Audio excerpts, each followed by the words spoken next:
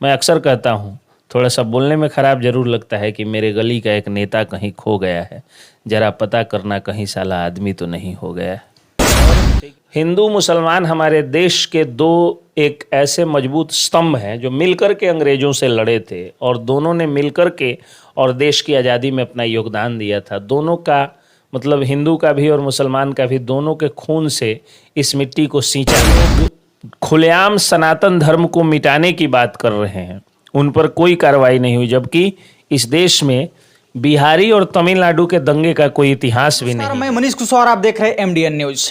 दोस्तों, जो चेहरा हमारे वीडियो स्क्रीन पे दिख रहा है, शायद इस चेहरा के लिए आप लोग भी दिन प्रतिदिन कमेंट करते हैं। तो वहीं एसके पंकज सर है हमारे पास, अभी उनके साथ हम आके अभी बैठे हुए हैं और बात करते हैं कुछ विशेष मुद्दे पे, जो आप लोग भी देखिए और वीडियो में जरूर बने रहिएगा।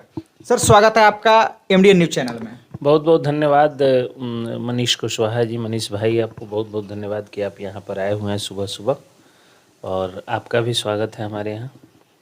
सर, हम मेन मुद्दा जानने के लिए आए हैं जो लगभग 6 महीना से ट्रेंड कर रहा है सर, जो मनीष कश्यप, उन्होंने एक वीडियो जो है उनका लिंक सिर्फ शेयर किया था, जो उनके ऊपर एनएसए लगा दिया गया। लेकिन ये जो तमिलनाडु के सीएम, जिनका लड़का उदयनिधि स्टालिन, जिन्होंने तो पूरे देश में समझिए कि हिंदू मुस्लिम कराने का जिन्होंने काम किया है, जिन्होंने राइट कराने का काम किया है, उनके ऊपर इन्हें से क्यों नहीं लगाया जा रहा है? अभी तक वो बाहर क्यों घूम रहे हैं?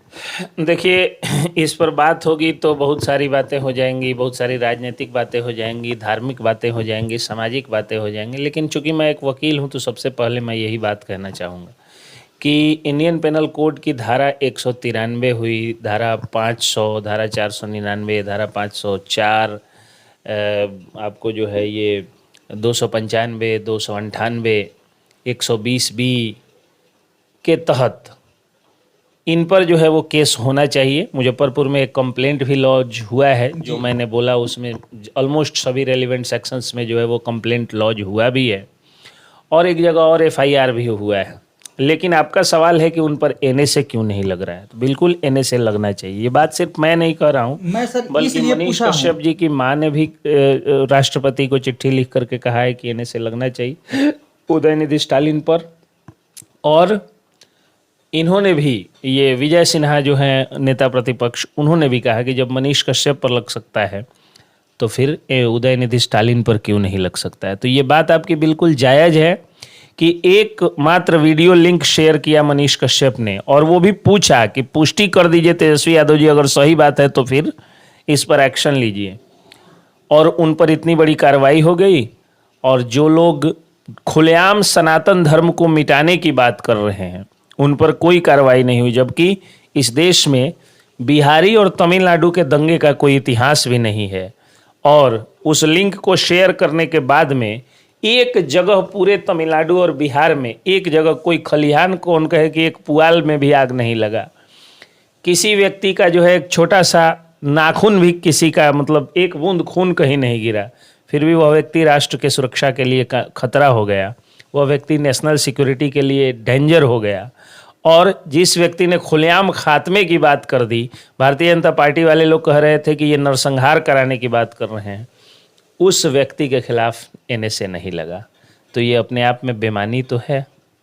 अब सर, इसलिए कि देखिए, जैसे बयान, भड़काऊ बयान इन्होंने दिया, कीड़ा मकोड़ा से सामना किया हमारे सनातन धर्म को, और जैसे डेंगू मलेरिया जैसे उन्होंने अपशब्द से बोधित किया, तो सर उस समय से लगभग दिन प्रतिदिन सर किसी न किसी को दिन दहाड़े एकदम चौक पे, तो कहीं किसी के घर में घुस के सर गोली मार देना, उसको गोली मारने के बाद में उसका सर काट के अलग कर देना, सर ये बहुत ज़्यादा बढ़ गया है। तो हमको तो लगता है सर कि उनको बहुत जल्द जो है रासुका के उदयनिधि स्टालिन के बेटा के बयान के बाद ऐसा हुआ। बिल्कुल हुआ है सर, जैसे कि देख लीजिए, अभी मोतिहारी में ये हुआ था, आदापुर में हुआ है सर, ये गोरासान में हुआ है सर। उसकी जानकारी मुझे नहीं है, लेकिन देखिए, ये सब बातें अगर होंगी तो निश्चित रूप से खतरा बढ़ेगा। और हिंदू मुसलमान हमारे देश के दो एक ऐसे मजबूत स्तंभ हैं जो मिलकर के अंग्रेज़ों से लड़े थे, और दोनों ने मिलकर के और देश की आज़ादी में अपना योगदान दिया था। दोनों का मतलब हिंदू का भी और मुसलमान का भी, दोनों के खून से इस मिट्टी को सींचा गया है। और वैसे में अगर कोई हिंदू मुसलमान को लड़ाने की कोशिश करता है तो जाहिर सी बात है कि उस पर एनएसए लगाया जाना चाहिए। अगर नहीं लगाया जाता है फिर कानून पर से लोगों का विश्वास उठेगा और लोगों को लगेगा कि हाँ, अमीरों के लिए एक अलग कानून है इस देश में और गरीबों के लिए एक अलग कानून है। और ये काम हमारे बिहार सरकार को करना चाहिए कि जब हमारे बिहार के लाल, बिहार के बेटे, सन ऑफ बिहार मनीष कश्यप के ऊपर रासुका तमिलनाडु में लगाया गया है, तो हमारे यहाँ भी उनके बेटे के खिलाफ यानी एमके स्टालिन के बेटे के खिलाफ यहाँ पे एमके स्टालिन के बेटे उदयनिधि स्टालिन के खिलाफ यहाँ पर एनएसए लगाया जाना चाहिए। लेकिन क्या सर आपको लगता है कि यहाँ की सरकार जो है काम के लायक है? ये तो निकम्मी सरकार है, इस सरकार में तो कुछ हो ही नहीं सकता है। तो अब लोगों का जो है कानून से भरोसा एकदम बिल्कुल उठ ही गया है। तो क्या लगता है सर आपको कि मतलब वो ऐसे ही खुला ही घूमेंगे? नहीं, देखिए, आप सब लोग जानते हैं कि मैं वकील सह पत्रकार हूँ और पत्रकारिता मैं पैसे के लिए नहीं करता हूँ, समाज सेवा के लिए करता हूँ जी। वकालत से हम लोग पैसा कमाते हैं, जो फीस है जेन्युइन फीस वो लेकर के पैसा कमाते हैं हम लोग। तो मैं अक्सर, मेरी पत्रकारिता सिर्फ इस बात पर टिकी हुई है कि कानून को साथ में लेकर चले, कानून को हाथ में लेकर नहीं चले। ठीक है, मान लीजिए कि बिहार सरकार के कारण जो है वो आपको कानून पर से भरोसा उठ रहा है, लेकिन अगर कोई व्यक्ति कानून में जाएगा, अगर लोग इसकी अपील करेंगे, अगर लोग जाकर के, जैसे मुजफ्फरपुर में को कंप्लेंट केस हुआ है उनके खिलाफ, अगर ये कंप्लेंट केस में कॉग्निजेंस होता है और वो दोषी पाए जाते हैं तो जाहिर सी बात है कि उनको सज़ा मिलेगी। और कोर्ट पर से विश्वास नहीं उठना चाहिए, कानून पर से विश्वास नहीं उठना चाहिए, नेता पर से उठ जाए कोई दिक्कत नहीं। मैं अक्सर कहता हूँ, थोड़ा सा बोलने में ख़राब जरूर लगता है कि मेरे गली का एक नेता कहीं खो गया है, ज़रा पता करना कहीं साला आदमी तो नहीं हो गया है। ठीक है, तो कहने का अर्थ ये है कि नेताओं के बारे में एक जो है वो धारणा है कि एक आदमी चाहे तो 3 महीने में नेता बन जाएगा, लेकिन एक नेता 3 जन्म में भी आदमी नहीं बन पाएगा। तो सर हमारा ये सवाल नहीं था। नेता पर से आपका विश्वास उठ जाए तो उठ जाए, लेकिन कानून पर से नहीं उठना चाहिए, मेरा ये कहने का। हमारा सवाल ये नहीं था सर, हम इसलिए ये सवाल किए हैं कि मनीष कश्यप को कितना जल्द, मतलब जैसे एफआईआर हुआ, पहले से जो एफआईआर था उन मुद्दों को भी, और ये तुरंत उनके ऊपर एनएसए लगा दिया गया तमिलनाडु में ले जाके, लेकिन इस मुद्दे पे एक्शन नहीं लेने का मतलब क्या बनता है सर? देखिए, स्टेट के पास एक पावर होता है कि त्वरित कार्रवाई करके किसी को जेल भेज सकती है, लेकिन कोर्ट के पास भी पावर होता है कि वो स्टेट को गाइड कर सकती है कि जल्दी इसको जेल भेजिए। समझ रहे बात को? जैसे मान लीजिए किसी व्यक्ति के साथ मारपीट हुई और थाना ने उसका केस लॉन्च किया, त्वरित कार्रवाई करते हुए उसे जेल भेज दिया, सिर फटा हुआ है भेज दिया। लेकिन अगर थाना नहीं भी भेजता है तो फिर वह आदमी आएगा कोर्ट में कंप्लेंट करेगा जी। कोर्ट में कंप्लेंट करेगा, उसके बाद कोर्ट ऑर्डर देगा थाना को, कहेगा कि एफआईआर करिए और एफआईआर करके उसको जेल भेजिए। थोड़ा सा कोर्ट के माध्यम से आने पर थोड़ी देरी जरूर होती है, लेकिन कार्रवाई जरूर होती है। अब रही बात कि इनके पास पावर था मनीष कश्यप के खिलाफ त्वरित कार्रवाई करते हुए जो है वो इन्होंने काम कर दिया, लेकिन इसका मतलब ये नहीं है कि मनीष कश्यप के ऊपर इन्होंने कार्रवाई कर दिया तो एमके स्टालिन के बेटे के ऊपर कार्रवाई नहीं हुई। अगर लोग जाएंगे कोर्ट, और लोग गए भी हैं कोर्ट, अगर हर जगह कंप्लेंट होता है, हर जगह लोग एफआईआर के लिए जो है वो एप्लीकेशन देते हैं, तो कहीं ना कहीं से उनको सज़ा जरूर मिलेगी। अच्छा सर, ये जो क्या जिनको निशांत वर्मा के नाम से हम लोग जानते हैं, जो मनीष कश्यप के टोटल मामला में वो टांग अड़ाने का काम करते हैं, जो अभी तक उदय स्टालिन के विपक्ष में यानी कि विरोध में एक भी उनका बयान नहीं आया है।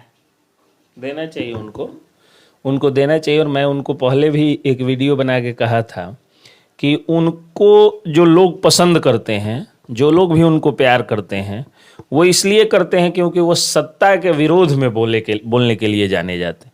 जब मोदी जी की सरकार पहली बार बनी थी और हम लोग असंतुष्ट थे, ना राम मंदिर बन रहा था, ना धारा 370 हट रही थी, ना ये उज्ज्वला योजना की सफलता थी, ना शौचालय योजना की सफलता थी, जो स्वच्छ भारत अभियान जो था, तो उस समय हम लोग मोदी जी से बहुत नाराज थे। लेकिन वो लोग क्या कर रहे थे कि काम नहीं हो रहा था उस समय सरकार में, और वो लोग कुछ भारत माता की जय बोलो, मैं आपको कहूँ कि ये काम करिए, आप कहिए जय माता दी, आप कहिए जय हिंद, जय भारत, आपको जबरदस्ती कहूं तो आप क्या कहिएगा कि आप बोलिएगा, नहीं कहेंगे क्या कर लीजिएगा। जी, ये अब तो जायज़ है। अब मैं कहूंगा कि देखिए ये भारत माता की जय नहीं बोल रहा है। अरे यार उसको भारत माता से दिक्कत नहीं है, उसको दिक्कत आपके बोलने से है। जी अब 17 बार बोलिएगा। तो उनके कुछ प्रवक्ता थे जैसे संबित पात्रा, इन्हीं सब में डिबेट में उलझा करके रखते थे लोग। तो मुझे बड़ा गुस्सा आता था कि काम करना चाहिए।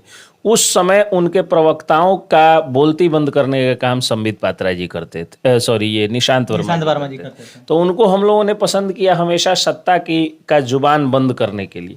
आज बिहार की सत्ता, तमिलनाडु की सत्ता, बंगाल की सत्ता में जिस तरह का अनैतिक कार्य हो रहा है, जिस तरह बंगाल में जो है वो नरसंहार हो रहा है, जिस तरह बिहार में आए दिन मर्डर्स हो रहे हैं, वैसे में निशांत वर्मा जी को बोलना चाहिए, क्योंकि उनकी एक अलग प्रतिष्ठा है हम लोगों के नज़र में। ऐसा नहीं है कि वो मनीष कश्यप के विरोध में बोलते हैं तो हमारे बहुत बड़े विरोधी हो गए, नहीं।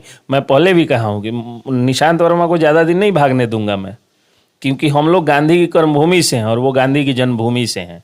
हम लोग जो है राजकुमार शुक्ला की धरती से हैं और वो गांधी की कर्मभूमि से। तो उनको समर्थन करना होगा, उनको जो है समर्थन करना होगा मनीष कश्यप का, क्योंकि मनीष कश्यप एक अच्छे आदमी है और निशांत वर्मा जी एक विद्वान आदमी है, और एक अच्छे आदमी का समर्थन एक विद्वान आदमी को करना पड़ेगा। सर, इस बात से हम उनका बात नहीं किए हैं, उनका चर्चा नहीं किए हैं। एमके स्टालिन के बेटे पर क्यों जो है वो और नहीं इसलिए बोल- सर थोड़ा सा हमारा भी आप राय सुन लिया जाए एक बार कि क्या हम चाहते हैं। जैसे कि निशांत वर्मा जी अगर हिंदू होते, सच्चा हिंदुस्तानी होते और उनके रगों में हिंदू का खून अगर लहू होता तो अभी इस बात पे वो आग बबूला हो गए रहते। हमको मनीष कश्यप के मैटर से कोई माने नहीं है सर। ये जो हमारे सनातन धर्म के बारे में कीड़ा मकोड़ा, डेंगू मलेरिया जैसे शब्दों से मतलब अपमानित करना, क्या उनके लिए ये अपशब्द नहीं है?